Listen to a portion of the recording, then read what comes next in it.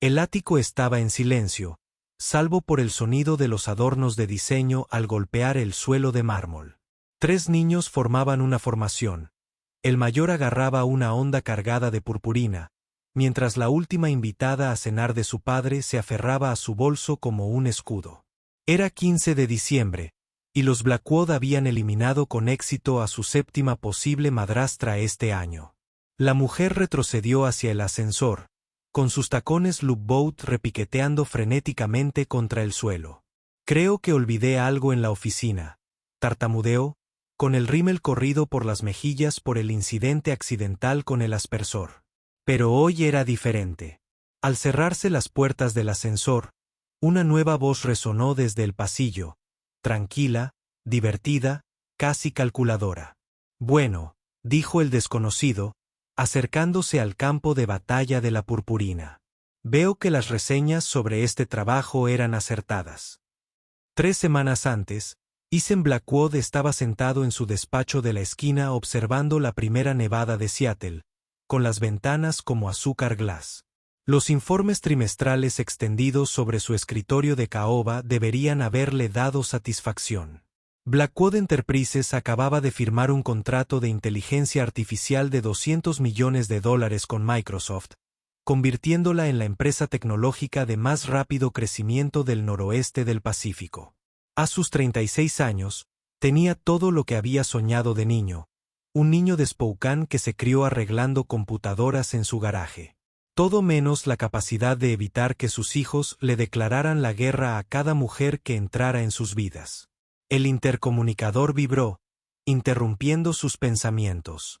Señor Blackwood, el consejero escolar de Connor está en la línea 3, anunció su asistente Kelsey. Una voz con ese tono particular reservada para la 4ª llamada de este mes. Desde que Sarah murió hace 2 años en aquella intersección lluviosa de Capitol Hill, su hijo de 13 años había pasado de ser un estudiante de honor a lo que la escuela, diplomáticamente, calificaba de un reto. Mason, de 10 años, había seguido el ejemplo de su hermano mayor, mientras que Mia, de 6, seguía preguntando cuando volvía mamá de su largo viaje. El ático en Capitol Hill parecía más un museo que un hogar cuando llegó Ethan. Muebles de acero y cristal, cuadros abstractos que costaban más que los coches de la mayoría de la gente, y un silencio que resonaba en los suelos de mármol. La señora Chen, su última niñera, lo recibió en la puerta con su carta de renuncia ya escrita a máquina. Encontré una serpiente viva en mi bolso. Susurró como si hablar más alto pudiera llamar a los niños. Una de verdad. Y las ruedas de mi coche estaban llenas de crema de afeitar. Tengo una maestría en desarrollo infantil, señor Blackwood. Pero sus hijos, hizo una pausa, buscando palabras que no sonaran demasiado duras. No son como los demás niños. Esa noche, Ethan estaba sentado en la isla de la cocina, observando a sus 3 hijos comer pizza en perfecta sincronía. Habían desarrollado su propio lenguaje de miradas y gestos, un sistema de comunicación táctico que había derrotado a 12 niñeras, 3 amas de casa y a todas las mujeres con las que había intentado salir desde el funeral de Sarah. El cabello castaño rojizo de Connor caía sobre unos ojos verdes que no se perdían nada, mientras que el comportamiento más tranquilo de Mason ocultaba una mente estratégica que podría haber pertenecido a un maestro del ajedrez. Mia, rubia y angelical, poseía un rostro inocente que ocultaba el alma de una maestra de la manipulación.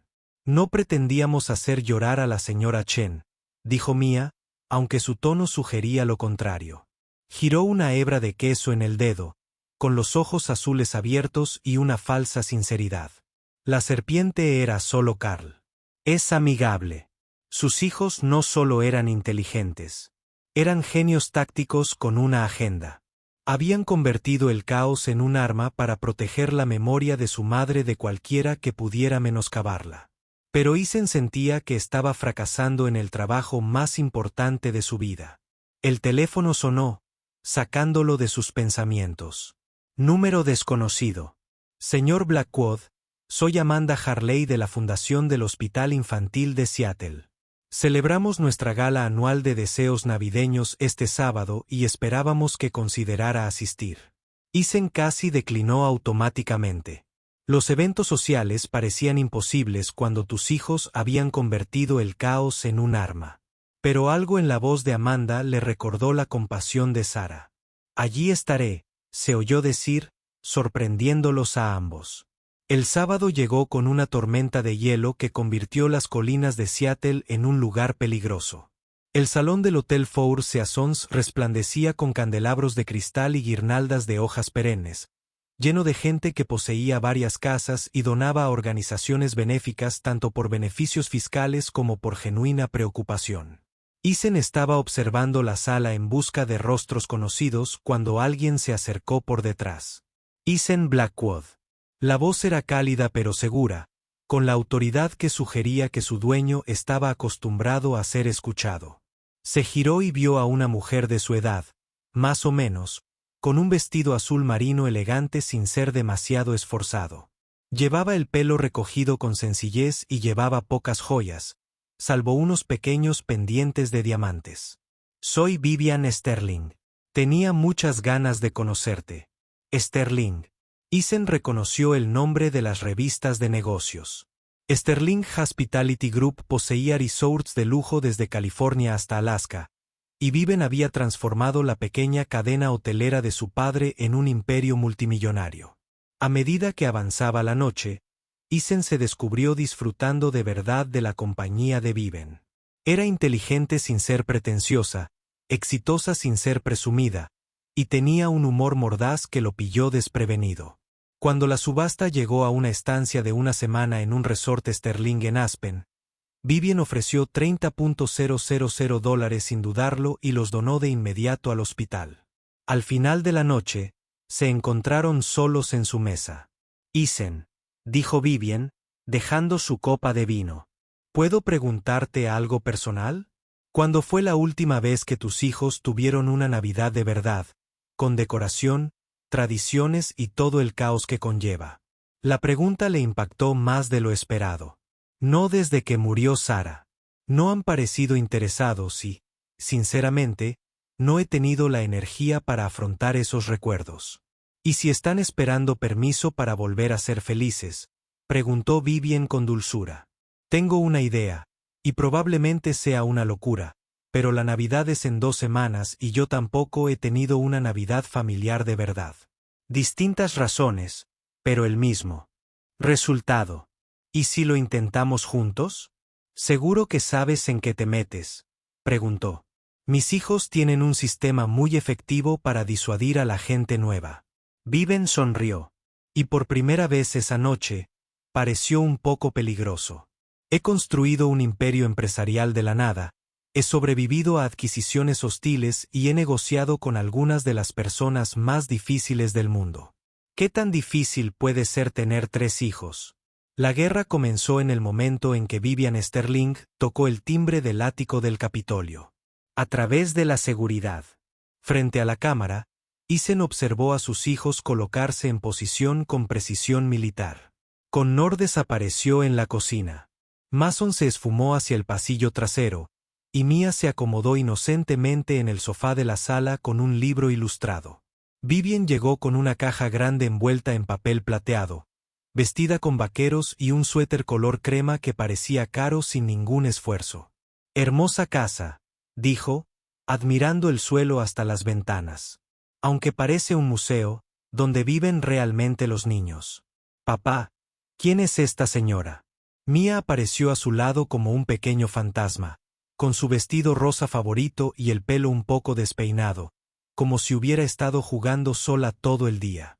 Esta es la señorita Sterling, princesa. Nos va a ayudar a decorar para Navidad. Oh, el rostro de Mia se ensombreció dramáticamente. Pensé que tal vez mamá vendría a casa por Navidad. Lo prometió. Isen sintió una opresión en el pecho ante la crueldad calculada de la declaración. Pero Vivian se arrodilló a la altura de los ojos de Mia. Tu mamá no puede volver a casa, cariño, dijo con dulzura, pero apuesto a que te querría. Para que tengan la Navidad más hermosa de su vida. ¿Qué crees que querría ver en tu árbol? La pregunta tomó a Mia por sorpresa. Había esperado compasión o una evasiva incómoda, no un reconocimiento directo de la pérdida. Le gustaban los ángeles, dijo Mía en voz baja, y las campanillas de plata que hacían sonidos bonitos. Entonces nos aseguraremos de tener los ángeles más hermosos y las campanillas más musicales, prometió Vivian. Connor salió de la cocina con un plato de galletas. Preparé bocadillos, anunció, ofreciéndole el plato a Vivian con una sonrisa que parecía casi genuina. Receta especial. Isen reconoció el montaje de inmediato. Las recetas especiales de Connor habían enviado a 2 visitantes anteriores a urgencias, pero Vivian ya estaba tomando una galleta. Dio un mordisco sin dudarlo, masticó pensativa y luego dio otro. Interesante perfil de sabor. Chispas de chocolate con... ¿Es pimienta de cayena y chile fantasma en polvo? La sonrisa segura de Connor vaciló. Se supone que los adultos deben atragantarse y jadear buscando agua. Se supone que tú no debes saber eso, dijo en tono acusador. Tengo 17 restaurantes en 4 estados, respondió Vivian con calma. Si quieres envenenar a alguien, tienes que ser más sutil. Mason salió del pasillo, observando a Vivian con una mirada que no se le escapaba nada. No nos tienes miedo, dijo. ¿Debería tenerlo yo? Preguntó Vivian. Estás protegiendo algo que amas. Eso es admirable, no aterrador. La mayoría de la gente huye, dijo Mía. La mayoría de la gente no ha construido negocios enfrentándose a adquisiciones hostiles, respondió Vivian. Créeme, los ejecutivos corporativos son mucho más aterradores que 3 niños que extrañan a su madre. Abrió su caja y vio adornos de madera sencillos, pinturas y materiales de manualidades. Pensé que podríamos hacer nuestras propias decoraciones este año. Cada uno diseña el suyo y armamos el árbol juntos. Por primera vez desde la muerte de Sarah, Isen vio una emoción genuina en los rostros de sus hijos. Lo que siguió fue la hora más civilizada que la familia Blackwood había vivido en meses. Connor se autoproclamó gerente de pintura. Mason se convirtió en el asesor de diseño, y Mía pintó ángeles mientras narraba elaboradas historias de fondo para cada uno. Vivian trabajó junto a ellos, haciendo preguntas sobre sus intereses sin presionarlos cuando se desviaban. La obra duró exactamente 67 minutos. El desastre comenzó cuando Mason decidió poner a prueba los reflejos de Vivian tirando accidentalmente pintura roja, pero Vivian atrapó el frasco. A mitad de la caída con una mano mientras seguía pintando con la otra. Frustrado, Connor pasó a la fase 2. Presionó botones en un control remoto y todos los dispositivos electrónicos del apartamento comenzaron a fallar. El sistema de sonido resonaba de metal. Las luces inteligentes emitían destellos y las persianas automáticas se abrían y cerraban repetidamente. Vivian simplemente se acercó al panel eléctrico y pulsó el interruptor principal. El apartamento se sumió en un bendito silencio. Impresionante, dijo, volviendo a su adorno. Has pirateado tu sistema domótico. Eso requiere auténtica habilidad técnica. No estás loco. Connor la miró fijamente. ¿Por qué iba a estarlo? Estás poniendo a prueba mis límites para ver si soy digno de tu confianza. De hecho, eso es bastante inteligente. Pero Connor no estaba listo para rendirse. No lo entiendes, dijo con voz monótona. No queremos una nueva mamá. No queremos que nadie la reemplace, y se nos da muy bien hacer que la gente se vaya. Estoy segura de que sí, asintió Vivian. 17 métodos diferentes, añadió Mason con orgullo. ¿Solo 17? Preguntó Vivian con fingida decepción. Esperaba al menos 20. ¿Por qué no nos tienes miedo? Preguntó Mía. Vivian dejó el pincel. Porque entiendo lo que realmente estás haciendo. No intentas lastimar a la gente. Intentas proteger a tu familia y la memoria de tu madre. Eso no da miedo. Es heroico. Pero la cuestión es la siguiente, continuó con suavidad. No estoy aquí para reemplazar a tu mamá ni para cambiar a tu familia.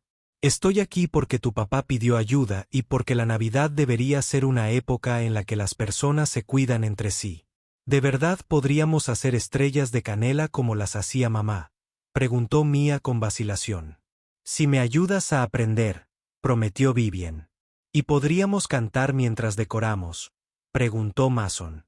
Aunque soy terrible en eso, sobre todo si tú eres terrible, dijo Connor, y por primera vez en meses, casi sonrió. El domingo llegó con una llovizna gris de Seattle. Viven apareció con bolsas de la compra y un delantal que decía, el mejor chef del mundo. La cocina era el dominio reservado de Sara, pero los niños guiaron a Vivian por ella con confianza, recuperando tazones y localizando tarjetas de recetas escritas con la cuidadosa letra de Sara. Lo que siguió fue la sesión de cocina más caótica y sanadora que la cocina de Blackwood había presenciado desde la muerte de Sara. Vivian demostró ser tan incompetente horneando como se anunciaba, de alguna manera ensuciándose el pelo con harina mientras medía la canela.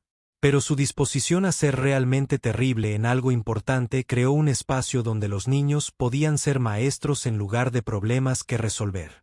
Connor demostró una técnica de batidora adecuada. Mason midió los ingredientes con precisión científica y Mia se nombró a sí misma catadora jefa.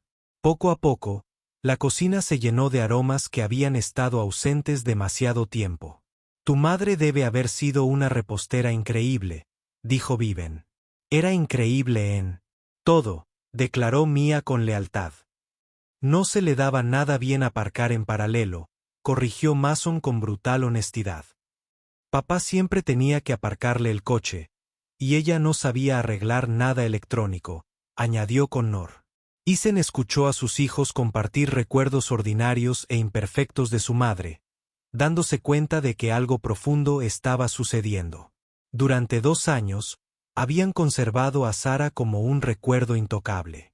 Pero la presencia de Vivian les había dado permiso para recordar a la verdadera Sara, maravillosa, imperfecta y completamente humana. Las estrellas de canela emergieron doradas y fragantes, aunque menos uniformes que las de Sara. A medida que se enfriaban y los niños empezaban a pintarlas con glaseado blanco, la cocina se llenó de un silencio concentrado que indicaba una profunda satisfacción. Fue en ese momento de satisfacción que los niños desplegaron su última arma. Connor le preguntó a Vivian sobre sus propias tradiciones navideñas familiares. En realidad no teníamos ninguna, dijo simplemente. Mis padres solían viajar por negocios durante las fiestas. Yo pasaba la mayoría de las Navidades en un internado. ¿Y ahora qué?, preguntó Mason. ¿No tienes tu propia familia? La pregunta la impactó directamente. La vulnerabilidad cuidadosamente disimulada de Vivian. No, dijo en voz baja. Sin marido, sin hijos. Solo trabajo. ¿Por qué no?, preguntó Mia con una franqueza devastadora. Vivian guardó silencio un largo rato. Estuve casada una vez. Intentábamos tener hijos, pero a veces lo que más deseamos no sucede, por mucho que lo intentemos. Y a veces, esforzarse tanto rompe otras cosas que no queríamos romper. Los niños asimilaron esto con la gravedad de quienes comprenden la pérdida profundamente. ¿Así que no tienes a nadie para Navidad?, preguntó Mia, con el corazón roto por esta mujer realizada que lo tenía todo menos lo que más importaba. En realidad, no. Connor miró a sus hermanos y se comunicaron sin palabras. Ethan reconoció el momento en que su alianza defensiva cambió a la inclusión de alguien que necesitaba protección. Podrías pasar la Navidad con nosotros, dijo Mia simplemente. Si quieres. Ya no se nos da muy bien la Navidad, añadió Mason con sinceridad. Pero estamos aprendiendo y ahora hacemos galletas muy buenas, dijo Connor. El rostro de Vivian pasó de sorpresa a gratitud y a punto de llorar. Me encantaría, dijo con la voz un poco áspera. Me encantaría. Cuando Vivian se fue esa noche, llevaba una lata de estrellas de canela ligeramente imperfectas y los números de teléfono de 3 niños que se habían nombrado a sí mismos su comité de planificación navideña. Más importante aún, llevaba consigo el principio de pertenecer a algún lugar sin reservas. Pero su tentativa de alianza estaba a punto de enfrentar su mayor prueba porque las tradiciones navideñas eran una cosa, pero sobrevivir a revelaciones inesperadas requeriría un coraje que ninguno de ellos sabía que poseía. La revelación llegó a través del inocente descubrimiento de Mia mientras revisaba fotos navideñas en la vieja cámara de Sara. «Papá», llamó desde la sala. «¿Por qué está la señorita Vivian en las fotos viejas de mamá?» La pregunta aterrizó como un pequeño artefacto explosivo. Ethan sintió pavor al darse cuenta de que su vida cuidadosamente compartimentada estaba a punto de complicarse. «¿Qué quieres decir, princesa?», preguntó. Mia apareció sosteniendo la cámara. «Yo estaba mirando fotos navideñas de cuando era pequeña, y la señorita Vivian aparece en una, solo que parece más joven y lleva un vestido azul». Vivian se había quedado inmóvil, con el rostro cuidadosamente inexpresivo. Ethan se movió para mirar por encima del hombro de Mia la foto que él mismo se había tomado hacía 4 años. Sara al piano con su vestido azul favorito en la gala benéfica del hospital infantil. Pero al fondo, apenas visible entre la multitud, estaba una Vivian Sterling más joven, observando a Sara tocar con profunda atención. «¿Conociste a mi mamá?», preguntó Mia, confundida. «No exactamente», respondió Vivian con cautela. «La vi tocar esa noche, pero nunca nos la presentaron. Estuvo extraordinaria. Recuerdo que pensé que nunca había escuchado a nadie tocar con tanta emoción». «Menuda coincidencia», dijo Ethan, aunque su tono sugería que no creía en las coincidencias. «¿Por qué de verdad querías ayudarnos con la Navidad?», preguntó Connor con brutal franqueza. Vivian miró a cada niño, sopesando cuánta verdad podían soportar. «Porque hace 4 años, vi a tu madre tocar el piano para los niños que pasaban la Navidad en el hospital. Y me di cuenta de que nunca había visto a nadie amar algo como a ella le encantaba hacer música para gente que necesitaba consuelo. Cuando conocí a tu padre y supe de 3 niños que luchaban con la Navidad, pensé que tal vez podría honrar su memoria ayudándote a encontrar la alegría de nuevo. Pero no le dijiste a papá que sabías de mamá». Mia observó. «No, no lo hice, y eso estuvo mal de mi parte». Vivian se arrodilló al nivel de Mia. «A veces los adultos guardan secretos porque temen que la verdad cambie las cosas, incluso cuando la verdad es algo bueno». «¿Qué no nos estás contando?», preguntó Ethan en voz baja. Vivian se puso de pie lentamente, preparándose para una conversación difícil. «La noche que vi actuar a Sara, estaba allí porque acababa de perder un bebé, mi tercer aborto espontáneo en 2 años. Mi esposo y yo nos habíamos separado la semana anterior, y estaba cuestionando todo lo que creía que quería de la vida». Las palabras crearon ondas de comprensión. «La música de tu madre esa noche fue lo primero que me hizo sentir esperanza en meses», continuó Vivian. Interpretó Noche de Paz como si comprendiera que a veces la paz surge de reconocer la tristeza en lugar de evitarla. «Cuando conocí a tu padre y supe de tu familia, sentí que Sara me estaba dando la oportunidad de devolver algo. Así que no intenta ser nuestra nueva mamá», dijo Mia con intensa concentración. «Intenta ser la amiga de mamá». «Algo así». «Sí». La distinción transformó a Vivian, de un posible reemplazo, en algo completamente diferente. Alguien que honraba la memoria de Sara cuidando de las personas que más había querido. «¿Es por eso que eres tan buena comprendiéndonos?», preguntó Mason. «Porque sabes lo que se siente cuando falta algo importante». «Creo que sí», dijo Vivian en voz baja. «La pérdida te enseña a reconocer los vacíos de los demás». Mientras la tarde se convertía en noche, Ethan se preguntó si Sara habría aprobado a la mujer que había aparecido en sus vidas, como una respuesta a oraciones que no sabían que estaban rezando. Su celebración navideña ya no consistía en reemplazar viejas tradiciones por nuevas, sino en crear un puente entre el pasado y el presente que honrara tanto la memoria de Sara como la posibilidad de una felicidad futura. La mañana de Nochebuena llegó con una luz invernal cristalina que hacía que Seattle pareciera una bola de nieve. El ático bullía en un caos apenas controlado mientras los invitados se preparaban para la celebración que, de alguna manera, satisfaría tanto el entretenimiento elegante como la tradición familiar.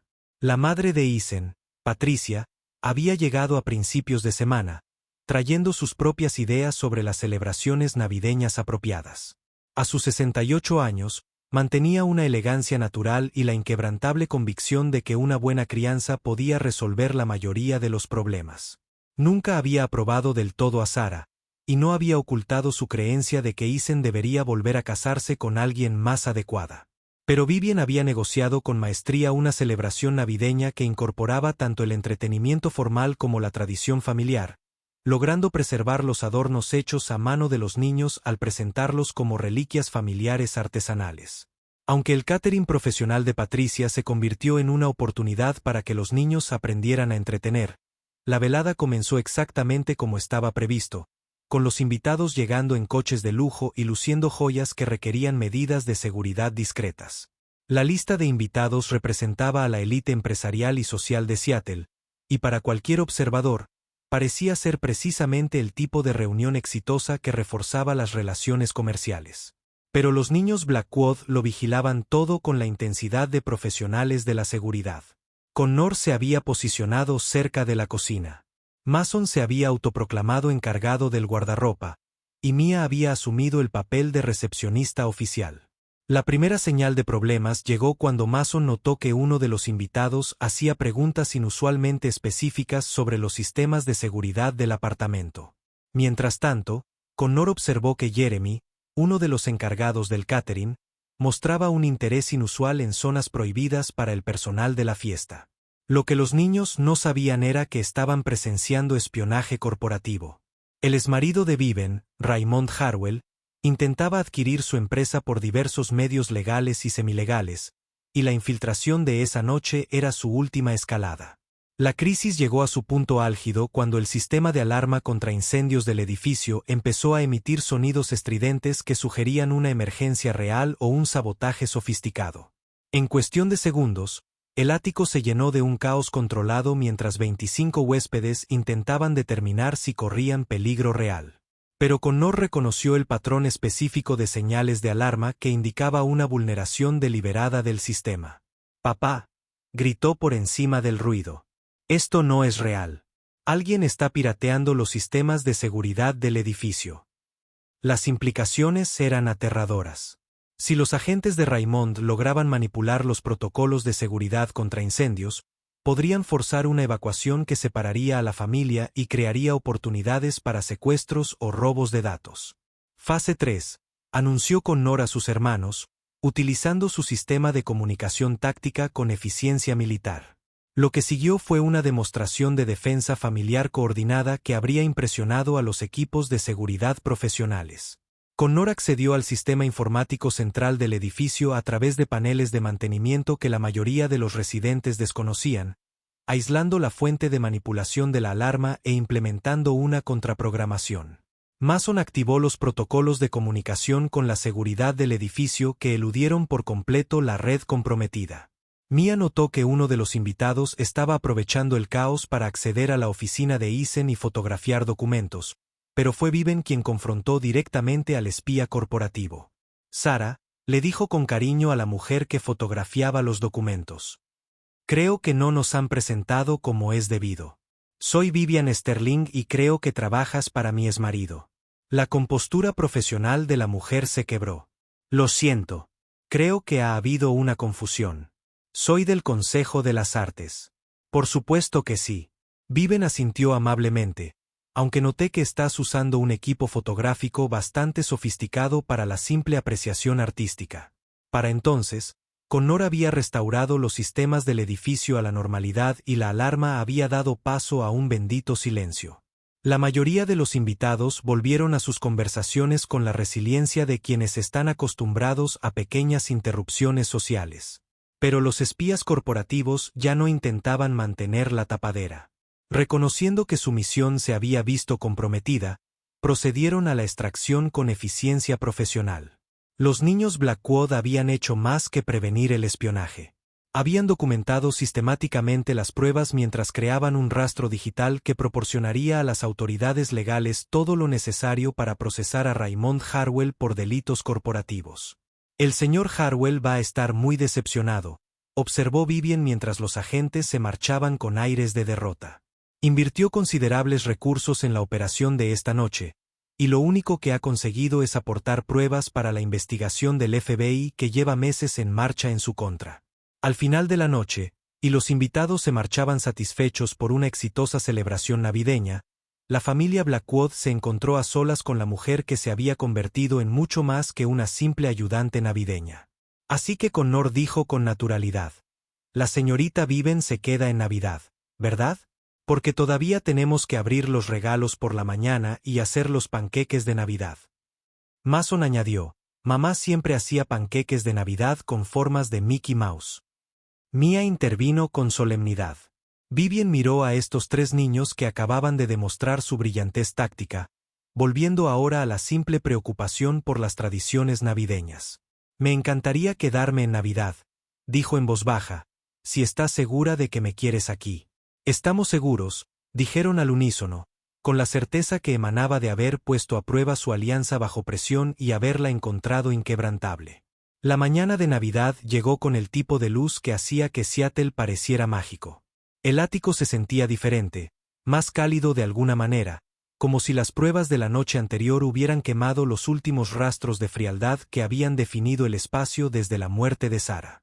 Eisen se despertó con un susurro conspirativo proveniente de la cocina, donde sus hijos intentaban recrear la tradición navideña de los panqueques de Sarah. Los encontró agrupados alrededor de la isla de la cocina en pijamas navideños, con Vivian guiándolos amablemente mientras fingía que la habían reclutado como asistente. «Papá». Mia lo vio primero, con flores manchadas en la mejilla y una alegría pura irradiando de su expresión. «Estamos haciéndolos. Panqueques de mamá. La señorita Vivian está ayudando, pero nosotros hacemos todo el trabajo real». «Las orejas de Mickey Mouse son más difíciles de lo que parecen», admitió Connor, sosteniendo un panqueque que se parecía solo vagamente al ícono de Disney. «Tu madre definitivamente tuvo que practicar», confirmó Eisen, recordando los primeros intentos de Sarah por decorar la cocina. «El primer año que estuvimos casados, hizo panqueques navideños que parecían más bien arte abstracto. ¿Pero aún así sabían bien?», preguntó Mia con preocupación. «Sabían perfectos». Eisen se lo aseguró porque los hacía con amor. Mientras comían panqueques de Mickey Mouse ligeramente torcidos en las buenas copas de cristal de Sarah, Eisen se dio cuenta de que habían logrado algo que creía imposible. Honraban la memoria de Sarah a la vez que creaban nuevas tradiciones, reconocían la pérdida y abrazaban la posibilidad de la alegría. Abrir el regalo reveló cuánto habían sanado. Connor le había construido a Mia un joyero que reproducía Noche de Paz, un homenaje a su madre que logró ser a la vez conmemorativo y funcional. Mason había creado un mapa detallado de los lugares favoritos de su familia en Seattle. Mia había pintado retratos de todos los miembros de su familia extendida, incluyendo a Viven, con una corona rodeada de árboles de Navidad. Los regalos de Viven demostraban lo plenamente que entendía su rol. Para Connor, el acceso a un campamento tecnológico que pondría a prueba sus habilidades. Para Mason, clases particulares con un profesor universitario de matemáticas. Para Mia, un arreglo para piano personalizado de Noche de Paz que honraba la memoria de Sarah y al mismo tiempo fomentaba su interés musical. Su regalo para Eisen fue una fotografía que había tomado la noche anterior, en la que aparecían los tres niños trabajando juntos para colgar adornos, con los rostros radiantes de concentración y alegría. Exactamente la imagen que había esperado ver durante 2 años. «Gracias», dijo en voz baja. «No solo por esto, sino por todo, por verlos como personas en lugar de problemas». «Nunca se rompieron», respondió Vivian, mientras observaba a Mia explicarle a Patricia las características de su joyero. «Estaban protegiendo algo precioso. Eso no está roto. Eso es heroico». A medida que avanzaba la mañana y la sala se llenaba de un cómodo caos de papel de regalo roto y niños emocionados, Ethan pensó en el viaje que los había traído hasta ese momento. Vivian había aparecido ofreciendo ayuda con la decoración navideña, pero en realidad había brindado algo mucho más valioso. Permiso para sanar sin olvidar, para amar a nuevas personas sin traicionar viejas lealtades. ¿Sabes?, dijo Vivian, viendo a Connor ayudar a Mason con el nuevo software mientras Mia arreglaba los muebles de la casa de muñecas. Creo que todos hemos aprendido algo importante sobre el verdadero significado de la familia. ¿Qué es eso?, preguntó Ethan. La familia no se trata solo de parentesco o acuerdos legales, dijo pensativa. Se trata de elegir cuidarnos los unos a los otros, especialmente cuando es difícil. Se trata de estar presente cuando la gente te necesita y construir juntos algo más fuerte de lo que cualquier persona podría lograr sola. ¿Como lo que hicimos anoche con los espías?, preguntó Mia, tras haber escuchado con atención selectiva. Exactamente así. Vivian confirmó. Cuando alguien amenazó a nuestra familia, todos trabajamos juntos para mantenernos a salvo. Eso es lo que hacen las familias. Connor levantó la vista de su manual. Así que ahora somos una familia de verdad, no solo los amigos de papá ayudando con la Navidad. ¿Qué te parece?, Vivian le preguntó, volviéndoles la pregunta. Los tres hermanos intercambiaron una comunicación sin palabras antes de que Connor hablara por todos ellos. Creemos que eres familia, dijo simplemente. El tipo de familia que eliges en lugar del tipo con el que naces. ¿Diferente cómo?, Patricia preguntó con diversión. Eres familia porque eres la mamá de papá. Mia explicó con la lógica de 6 años. Pero la señorita Vivian es familia porque se quedó cuando daba miedo y nos ayudó a luchar contra los malos. Era la definición más precisa de la familia elegida que cualquiera de ellos había escuchado. Entregado con claridad de los niños que habían aprendido a distinguir entre personas que se presentaron para ocasiones especiales y personas que se presentaron para emergencias. A medida que la noche de Navidad se estableció en cómodas rutina, sobras y juegos de cartas y agotamiento pacífico después de una celebración exitosa, Ethan se dio cuenta de que la pregunta más importante ya había sido respondida. No solo habían sobrevivido a su primera Navidad juntos. Habían creado algo que vale la pena proteger. La guerra navideña había terminado, y todos habían ganado algo por lo que no habían sabido que estaban luchando.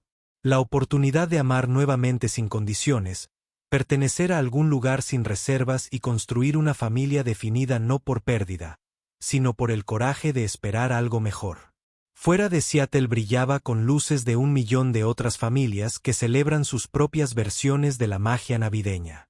Pero dentro del ático Blackwood, 4 personas que se habían encontrado en el dolor y las circunstancias se establecieron en una tranquila satisfacción de saber que habían creado algo raro y precioso, una familia elegida lo suficientemente fuerte como para protegerse y lo suficientemente generoso como para seguir creciendo.